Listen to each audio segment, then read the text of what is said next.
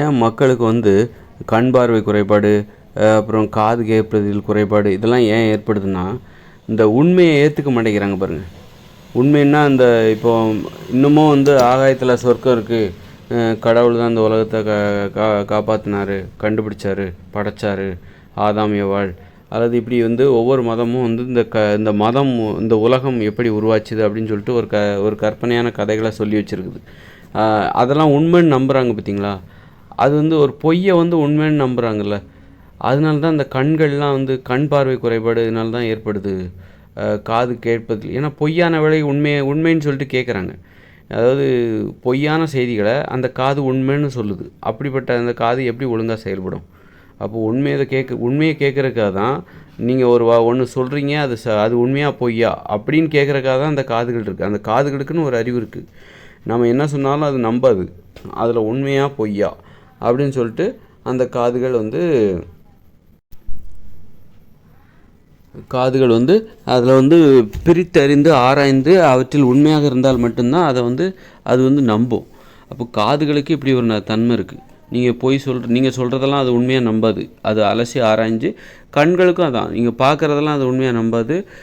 அல்லது நீங்கள் ஒரு உண்மையை சொல்கிறீங்க, அது கற்பனை செஞ்சு பார்க்குது. ஆதி காலத்தில் கடவுள் தான் மனுஷங்களை படைச்சார், களிமண்லேருந்து படைச்சார், விலா எலும்பை உருவி அப்புறம் வேறு ஏதோ உருவி எல்லாத்தையும் படைச்சார் அப்படின்னு சொல்லிட்டு சொல்கிறாங்கல்ல. அப்போது இதெல்லாம் கேட்குறவங்க அதை கற்பனை பண்ணுது, மனசை கற்பனை பண்ணி ஆமாம் இதெல்லாம் உண்மை தான் அப்படின்னு நம்புகிறாங்க பார்த்தீங்களா? அந்த நம்பிக்கை தான் இந்த கண் பார்வை குறைபாடுகளுக்கும் காதுகள் ஒழுங்காக வேலை செய்யாததுக்கும் காரணம். காதுகள் ஏன் கேட்கின்ற திறனை இழக்குதுன்னா, நாம் வந்து உண்மைகளை நம்புறதே கிடையாது, பொய்யை நம்புற அப்படின்னா அந்த காதுகள் ஒழுங்காக வேலை செய்யலை அப்படின்னு அர்த்தம். அந்த கண்கள் ஒழுங்காக வேலை செய்யலை அப்படின்னு தானே அர்த்தம். ஒரு கற்சிலையை பார்த்து இதுதான் கடவுள்னு சொல்கிறீங்க, அந்த கற்சிலைக்கு ஒரு கல்லை தூக்கி வச்சு இதுதான் கடவுள் அப்படின்னு சொல்லும்போது அந்த கண்கள் அதை நம்புது அப்படின்னா அந்த கண்கள் சரியாக வேலை செய்யலைன்னு தானே அர்த்தம். அந்த கண்களுக்குன்னு ஒரு பிரித்து ஆராய்ந்து அதன் உண்மையை உணர்கிற தன்மை வந்து அந்த கண்களுக்கு உண்டு. அப்படி இருக்கும்போது அந்த கண்கள் வந்து ஒரு கல்லை பார்த்து இது கடவுள்னு நம்புது. அப்புறம் வந்து அது உண்மையை ஒப்புக்காமல் நம்ம இருக்கிறோம்ல. இப்போ இன்னைய காலகட்டத்தில் கூட மூட நம்பிக்கைகளை தான் நம்ம உண்மைன்னு நம்புகிறவங்க மக்கள் நிறைய பேர் இருக்காங்க. இதனால தான் வந்து அந்த காதுகளுக்கு மதிப்பெல்லாம் போகுது. காதுகளுக்குன்னு ஒரு தன்மை இருக்குது, பகுத்தறிவு இருக்குது. அது உண்மைகளை தான் அது கேட்கணும்.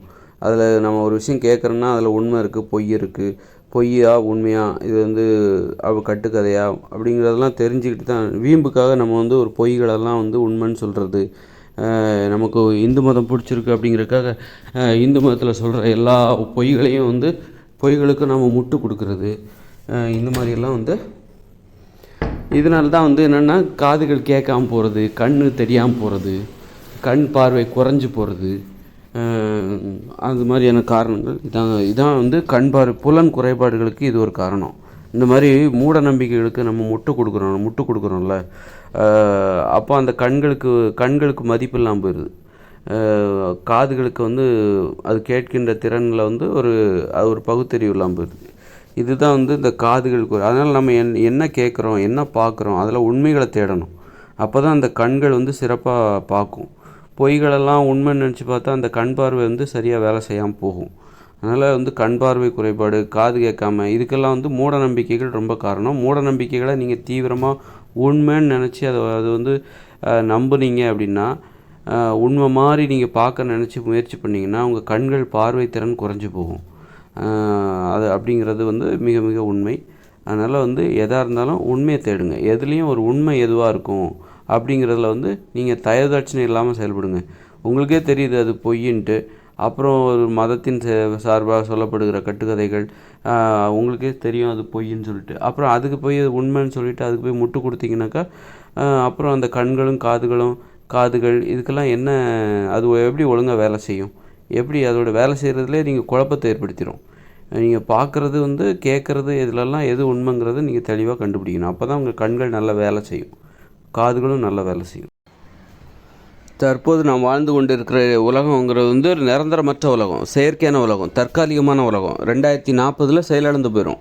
அப்படிப்பட்ட உலகத்தை இது நிரந்தரம்னு நினச்சி பார்க்குறோம் பாருங்கள்.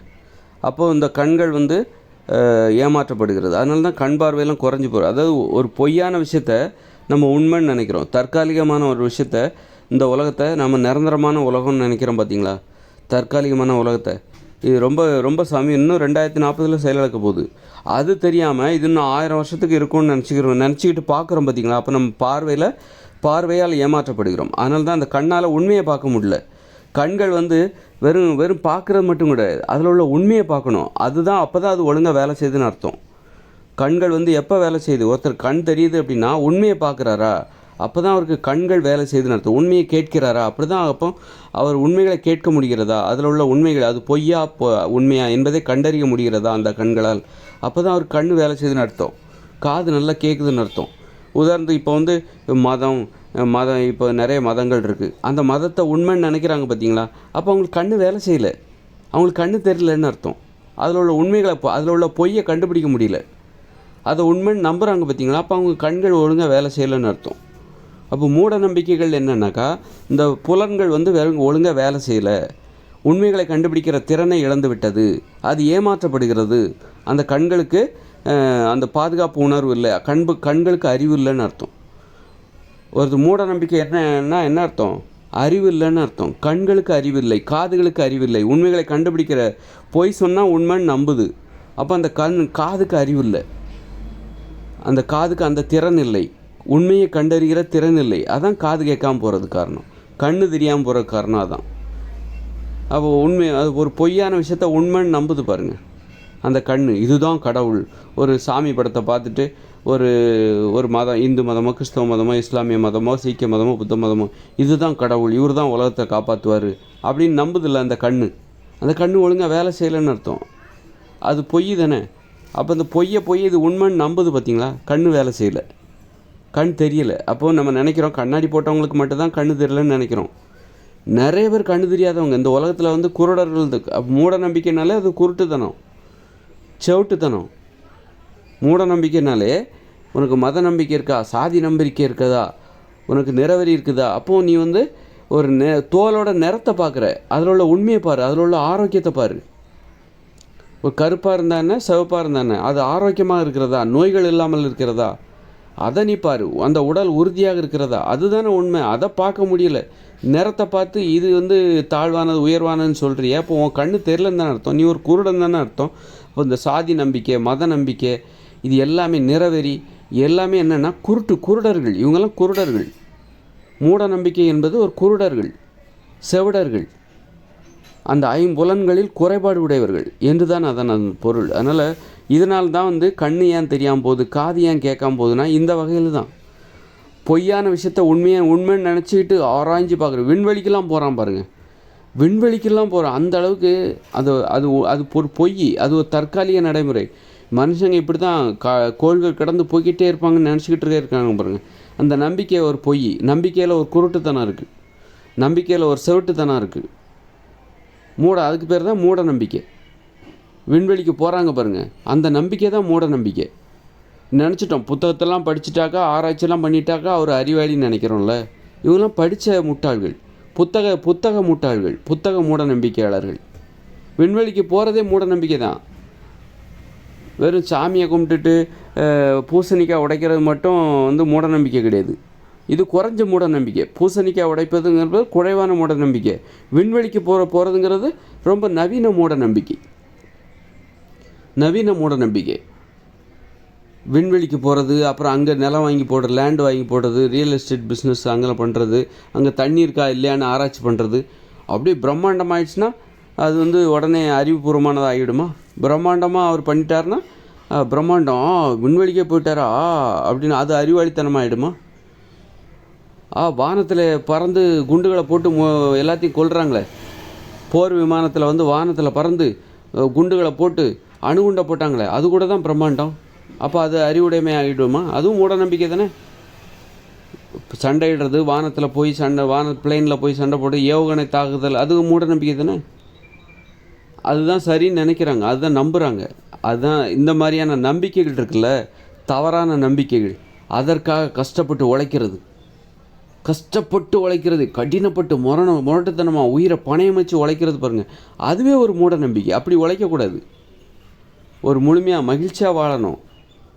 தொழில்னால் அது கொஞ்சம் நேரம் தான் பண்ணணும். அடுத்து குடும்பம், காதல், தினசரி விளையாட்டு, ஆடல், பாடல், இதுதான் வந்து அறிவுபூர்வமான வாழ்க்கை. இது எல்லாத்தையும் தியாகம் பண்ணுறப்பார், அதுதான் உனக்கு வந்து மூட நம்பிக்கை. அதனால தான் உனக்கு கண்ணு தெரியாமல் போகுது, காது கேட்காமல் போகுது, கண்ணாடி போட வேண்டியது இருக்குது. பொய்யான விஷயத்த நம்பிக்கிட்டு அதுக்காக போய் கஷ்டப்பட்டுட்டு இருக்க பற்றியா, உயிரை பணயமாக வைக்கிற பற்றியா, அந்த நம்பிக்கை தான் உனக்கு கண்ணு தெரியலை, காது கேட்காமல் போகுது, கண் பார்வை குறைஞ்சி போகுது, உடல் உறுப்புகள் வந்து செயலிழந்து போகுது, நோய் வந்துடுது. கண்ணாடியாக போடுறாங்க, கண்களில் வருகிற நோய், அதனால் கண்ணாடி போடுறாங்க. காது கேட்காமல் போகுது, அது காதுகளில் வருகிற நோய், செயல்திறன் குறைஞ்சி போகுது. சிறுநீரகம் அதன் செயல்திறன் குறைஞ்சி போகும்போது அது சிறுநீரக நோயாக மாறுகிறது. அது மாதிரி இந்த நோய்கள் எல்லாமே இந்த தவறான நம்பிக்கைக்காக உழைக்கிறாங்க. இவங்க தவறான நம்பிக்கை, அந்த மூட நம்பிக்கைக்காக உழைத்து கொண்டு இருக்கிறார்கள், கஷ்டப்படுறாங்க, தியாகம் பண்ணுறாங்க. இந்த மூட நம்பிக்கைகள் தான் நோய்கள் வருவதற்கும் காரணம், இங்கே வன்முறை உணர்ச்சிக்கும் காரணம். சண்டை போடுறாங்களா, அது ஒரு மூட நம்பிக்கை தானே. அன்பு செலுத்த தெரிந்தவர்களுக்கு சண்டை போட எப்படி மனம் வரும்? அன்பு செலுத்த தெரியாத அந்த அவங்களுக்கு தான் வந்து சண்டை போட்டு கிடப்பாங்க. அப்போ அது ஒரு மூட நம்பிக்கை தானே. அப்போ இது ஒரு மூட நம்பிக்கை. போருங்கிற போர் மட்டுமா மூட நம்பிக்கை? விண்வெளிக்கு போகிறது மூட நம்பிக்கை. இந்த மாதிரி இட்லி, பூரி, பொங்கல், தோசை இதுதான் உணவுன்னு நம்பி அதை பார்க்குற பாரு, உனக்கு கண்ணு தெரியல. இட்லி, பூரி, பொங்கல், தோசை தான் உண்மையான உணவுன்னு நினச்சிக்கிட்டு அதை போய் வியப்பாக பார்க்குற பேர், ஆசையாக பார்க்குற பேர். இட்லி சாப்பிட்ணும், பொங்கல் சாப்பிட்ணும், பிரியாணி சாப்பிட்ணுன்னு சொல்லிட்டு எங்கேயோ இருக்கிற ஊருக்காக ஏதோ வந்து பார்த்துட்டு அங்கே போய் சாப்பிட்ணுங்கிறக்காக போகிறப்பார். அப்போது அது ஒரு தீங்கான உணவு, நோய்களை தருகிற உணவு. அதை போய் உண்மையான உணவு, உனக்கு சந்தோஷத்தை தரும்னு நினச்சி அதை பார்க்குறப்பார், ஆசையாக பார்க்குறப்பார். அந்த பார்வை தான் உனக்கு கண் பார்வை இல்லாமல் போன காரணம். ஏன்னா பார்க்குறதுன்னு கண் எதுக்காக கொடுத்துருக்காங்கன்னா, நீ பார்க்குற அப்படின்னா அது உன் கண்களுக்கு ஆரோக்கியத்தை தர வேண்டும், அப்படி நீ பார்க்கணும். நீ என்ன பண்ணுறன்னா, நீ பார்க்குறது எல்லாமே உன் கண்களை அழிக்கிறதுக்கு உன் கண்களை அழிப்பதற்கான செயலை நீ பார்க்குற. உன் கண்ணை அழிப்பதற்கு அந்த கண்ணையை பயன்படுத்துகிற, கண்ணை அழிக்கக்கூடிய செயல்களை பார்க்குற, கண்களை வைத்து பார்த்து கொண்டிருக்கிறாய். அப்போ எப்படி இந்த கையை வச்சுட்டு உன் கையை வெட்டுவியா? உன் கையை வெட்டுறதுக்கே உன் கையை நீ பயன்படுத்துகிற மாதிரி தான். இந்த கண்ணை பயன்படுத்திக்கிட்டு இந்த கண்களை அழிப்பது எப்படி என்பதை நீ பார்க்க சொல்கிறாய். பார்ப்பதற்காக ஒரு திறமையை வளர்த்து கொள்கிறாய். போரிடுறதுக்கு கம்பை தூக்கிட்டு போகிறான், கத்தியை தூக்கிட்டு போகிறான். அங்கே ஒருத்தன் என்ன பண்ணுவான், அந்த கத்தியை தூக்கிட்டு போன கையை வெட்டி போட்டுருவான். போரிடுவதற்காக ஓடி போன அந்த கால்களை இன்னொருத்தன் வெட்டி போட்டுருவான், அங்கே இருக்கிற போர் வீரர்கள். அல்லது அவனும் ஓடி வருவான், அவன் கால்களை இவன் வெட்டி போட்டுருவான். இப்போ ஒன்றை கொல்றதுக்கே உன் உடம்பை நீ பயன்படுத்துகிறல்ல, ஒன்றை கொல்றதுக்கே உன் உடம்பை நீ பயன்படுத்துகிற. அதனால தான்ப்பா நோய் வருது. உன்னுடைய சிந்தனை தான், உன்னுடைய நம்பிக்கை தான், அதுதான் நோய்கள் காரணம். கண்ணு தெரியாமல் ஏன் போகுது? ஒன்னது கண்களை அழிப்பதற்காக அந்த கண்களை பயன்படுத்துகிறாய். அப்போ அந்த கண் எப்படி வந்து உனக்கு வந்து தெரியும்? குறைபாடு ஏற்படுமா ஏற்பட? நீ படிக்கிற, கஷ்டப்பட்டு படிக்கிற, புத்தகத்தெல்லாம் உழுந்து படிக்கிற, விஞ்ஞானி ஆகிடணும், டாக்டர் ஆகணும் அப்படின்னு சொல்லிட்டு. இன்னும் வந்து உலகத்தை காப்பாற்ற போகிற, டாக்டர் ஆகி இன்னும் உலகத்தை காப்பாற்றிட முடியுமா உன்னால்? விஞ்ஞானி ஆனால் நீ உலகத்தை காப்பாற்றிட முடியுமா? அல்லது டாக்டர் ஆகணும், அல்லது ஒரு ஆயுத தொழிற்சாலையில் ஒரு பெரிய புதிய ஆயுதங்களை கண்டுபிடிக்கணும், ஆராய்ச்சி செய்யணும், அணுவை ஆராய்ச்சி செய்து அணு ஆயுதங்களை கண்டுபிடிக்கணும். ஆக ஒன்றை அடிக்கிறதுக்காகவே ஒன்றுன்னா யார்? இன்னும் எதிரின்னு நினச்சிக்கிற. எதிரியும் யார்? நீ தான். மனுஷங்கன்னா ஒன்று தான். நாம் நம்ம சௌகரியத்துக்காக பிரிஞ்சு வாழ்ந்துகிட்டு இருக்கோம், தனித்தனியாக வாழ்ந்து. மனுஷங்கன்னா ஒரே உயிர் தான். அப்படி இருக்கும்போது நாமெல்லாம் ஒற்றுமையாக இருக்கணும். அப்புறம் மனுஷங்களை அழிப்பதற்காகவே மனுஷங்க முயற்சி செய்யும்போது அப்போ நோய்கள் வருமா வராதா? கண் பார்வை குறைஞ்சி போகாதா? புலன்களில், உடல் செயல்திறனில் குறைபாடு ஏற்படுமா? உடல் உறுப்புகளில் அது உடல் உறுப்பு அழிஞ்சு போகுமா? அதான் நோய்கள். நம்மளை அழிக்கிறதுக்கு நாமளே செயல்படும் போது அதனால தான் அந்த கண் பார்வை குறைஞ்சி போகுது, காது கேட்காமல் போகுது, நோய்கள் வருது, சுகர் வருது, புற்றுநோய் வருது, எல்லா நோய்களும் அதனால தான் வருது. அதனால் நம்ம ஒட்டுமொத்த மனித இனமும் நமது உடலை பாதுகாப்பதற்காக தான் நாம் வந்து வாழணுமே தவிர, அப்போ வந்து நம்ம கண்ணெல்லாம் பளிச்சுன்னு தெரியும். அப்போ இவ்வளோ கஷ்டப்பட வேண்டிய அவசியம் இல்லை. இவ்வளோ கஷ்டப்பட்டு உழைக்கணுங்கிற அவசியம் இல்லை. இவ்வளோ கஷ்டப்பட்டு ஒரு வேலை செய்யணுங்கிற அவசியம் இல்லை. நமது உடலை மட்டும் பாதுகாக்கணும். உயிரை பணயமாக வச்சு எந்த வேலையும் செய்யக்கூடாது. அப்படின்னா இந்த இயந்திர அறிவியல் எல்லாமே செயலிழந்துடும். நீங்கள் சாலையில் நடந்து போனாலே போதும், உங்களுக்கு விபத்து, சாவதற்கு ஆபத்து வழி இருக்குது. சாலையில் நடந்து நீங்கள் ஒரு கிலோமீட்டர் போங்க, இந்த 1 கிலோமீட்டருக்குள்ளே உயிரோடு நீங்கள் பத்திரமா அந்த 1 கிலோமீட்டர் கடந்துட்டிங்கன்னா நீங்கள் அதுவே பெரிய சாதனை. அந்த அளவுக்கு இந்த சாலைகளில் ஆபத்து இருக்குது. நீங்கள் வசிக்கின்ற வீடுகளில் ஆபத்து இருக்குது. ஒரு நிலநடுக்கம் வந்துன்னா எல்லா வீடும் இடிஞ்சு விழுந்துடும். எப்போ வரும் சொல்ல வராதுங்கிற ஒரு நம்பிக்கையில், அதான் மூட நம்பிக்கை. நிலநடுக்கம் வராதுன்னு நினச்சிக்கிறோம், அதான் மூட நம்பிக்கை. வந்தால் என்ன பண்ணுவேன்? வந்தால் போய் சேர வேண்டியதான். அப்போ நீ ஒரு குடிசையில் வாழ்ந்தால் நிலநடுக்கம் வந்தாலும் உனக்கு ஆபத்து இல்லை, வரலனாலும் ஆபத்து இல்லை, ஒரு குடிசையில் வாழ்ந்தா. அப்போ குடிசையில் வாழ்கிறது தான் நல்ல நம்பிக்கை. இப்படி நம்ம தவறான நம்பிக்கைகளுக்காக இப்போ ஒரு புத்தகத்தெல்லாம் படிக்கிறது ஒரு மூட நம்பிக்கை. அது நம்மளை அழிப்பதற்காக நாமளே மனுஷங்களே என்ன பண்ணுறாங்க, கஷ்டப்பட்டு புத்தகத்தெல்லாம் படித்து பள்ளிக்கூடத்துக்கெல்லாம் போய் அப்புறம் அவங்க செய்கிற வேலை எல்லாமே நம்மை அழிக்கின்ற செயல், மறைமுகமாக ரொம்ப மெதுவாக அழிக்கின்ற செயல். இப்போ உங்களுக்கு ரொம்ப சந்தோஷத்தை கொடுக்கும், ஆனால் அதனால் ஏற்படுகிற அழிவுகள் ரொம்ப பிரம்மாண்டமானது. இப்போ நீங்கள் இந்த இட்லி, பூரி, பொங்கல், தோசை, பிரியாணி இதெல்லாம் சாப்பிட்றது ரொம்ப சந்தோஷமாக இருக்கும். ஆனால் அது என்ன ஆகுன்னா சீக்கிரமாக உங்களை அழிச்சிக்கிட்டே போகும். பக்க விளைவுகள், அதனால் ஏற்படுகிற பக்க விளைவுகள் சீக்கிரமாக உங்களை அழிச்சிடும். நோயாளியாக மாற்றி ஒரு 60-70 வயசில் இந்த உலகத்தை விட்டு பிரிஞ்சு போயிடுவீங்க, செத்துருவீங்க. அதனால் இந்த மாதிரி மூட நம்பிக்கைகள் தான் கண் பார்வை குறைஞ்சி போகிறதுக்கு, காது கேட்காமல் போகிறதுக்கெல்லாம் காரணம். அது ஒரு நோய் தான். கண் பார்வை குறைஞ்சு கண்களில் ஏற்படுகிற ஒரு நோய். சிறுநீரக செயலிழப்பு என்பது சிறுநீரகத்தில் ஏற்படுகிற நோய். மாரடைப்பு என்பது இதயத்தில் ஏற்படுகிற ஒரு நோய். அல்சர் என்பது இறப்பையில் ஏற்படுகிற ஒரு நோய், குடலில் ஏற்படுகிற ஒரு நோய். மூலம் என்பது மலக்குடல் சம்பந்தமான அதில் ஏற்படுகிற ஒரு நோய். அது மாதிரி கண்ணு கேட்கலையா, கண்ணில் ஏற்படுகிற ஒரு நோய். காது கேட்கலையா, காதில் ஏற்படுகிற ஒரு நோய். அது மாதிரி நம்ம இதை புரிஞ்சுக்கிட்டு, அதுக்கெல்லாம் மூட நம்பிக்கைகள் தான் காரணம். நம்மை அழிப்பதற்காக தான் நம்ம செயல்பட்டு கொண்டு இருக்கிறோம், வாழ்ந்து கொண்டு இருக்கிறோம் இந்த இயந்திர அறிவியல் உலகில். அதுக்காக தான் இவ்வளோ கஷ்டப்படுறோம். நம்மளை அழிக்கிறதுக்கு தான் இவ்வளோ கஷ்டம், இவ்வளோ கஷ்டப்பட்டுருக்கோம். இவ்வளோ கஷ்டப்பட்டு அதனால் ஏற்படுகிற விளைவு என்னென்னா அழிவு. அது உங்களுக்கு நிறைய சந்தோஷத்தை தருது, அதே போல் நிறைய இன்பத்தை, பேரின்பத்தை, பெரிய இன்பத்தை தருகிறது. அதே நேரத்தில் பெரிய துன்பத்தையும் அது தருகிறது. இவ்வளோ கஷ்டப்படுறோம்ல, அதனால் நமக்கு பெரிய இன்பம் கிடைக்குது, அதே நேரத்தில் பெரிய துன்பமும் கிடைக்குது. தாங்க முடியாத இன்பம், தாங்க முடியாத துன்பம். இப்போ கஷ்டப்பட்டு வீடுகளை கட்டுறோம், 100 மாடி அடுக்கில் வீடுகளை கட்டுறோம், அது மிகப்பெரிய இன்பமாக இருக்கிறது. அது இன்னும் நிலநடுக்கம் வந்துச்சுன்னா எல்லாம் இடிஞ்சு அந்த இடிபாடுகளுக்கு சிக்கி அவ்வளோதான், பெரிய துன்பம். அதனால் இயற்கையோடு இணைஞ்ச மனுஷ வாழ்க்கையில் வாழ்கிறது தான் அது தானாக நடக்கும். அதுக்காக நான் போய் பிரச்சாரம்லாம் பண்ணுங்கிற அவசியம் இல்லை. யாருமே பிரச்சாரம், தானாக மாற்றம், அந்த மாற்றம் தானாக நடைபெறும். கவனிங்க, அதை மட்டும் வேடிக்கை பாருங்கள். ஆனால் நீங்கள் ஒரு மாற்றம் வருகிறது என்றால் முன் தயாரிப்பு தேவை, எச்சரிக்கை தேவை, முன்கூட்டியே தயாராகணும் அந்த மாற்றத்தை எதிர்கொள்வதற்கு. புயல் வருதுன்னா என்ன பண்ணுவீங்க? கடலுக்கு போக மாட்டீங்கல்ல? அதே மாதிரி தான் இப்போ 2040 ஒரு மாற்றம் வருதுன்னா அப்போ முன்கூட்டியே இன்னொரு உலகத்தை உருவாக்க வேண்டும்.